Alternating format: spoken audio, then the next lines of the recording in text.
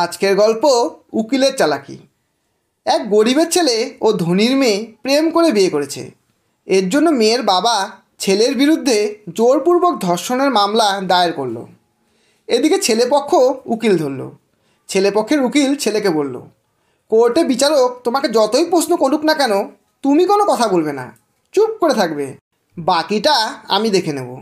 এরপর যথারীতি কোর্টে বিচারক ছেলেটিকে প্রশ্ন করলো, তুমি নাকি এই মেয়েটিকে ঘর থেকে তুলে নিয়ে এসে জোরপূর্বক ধর্ষণ করেছ? কিন্তু ছেলে কোনো কথারই উত্তর দিল না। বিচারক বলল, কি ব্যাপার, এই ছেলে কোনো কথার উত্তর দিচ্ছে না কেন?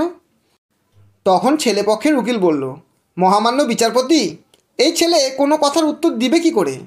এই ছেলে যখন ওই মেয়েটিকে জোরপূর্বক ঘর থেকে তুলে নিয়ে যাচ্ছিল, তখন ওই মেয়েটি ছেলেটির কানের কাছে এমন জোরে চিৎকার দিয়েছিল যে ছেলেটির কানের পর্দা ফেটে গিয়েছিল, যার ফলে সে আর এখন কানে শুনতে পায় না। এই কথা শোনার সঙ্গে সঙ্গে মেয়েটি উঠে দাঁড়িয়ে বলল, মাননীয় বিচারপতি, এই উকিল একদম মিথ্যে কথা বলছে, আমি কোনো চিৎকার করিনি।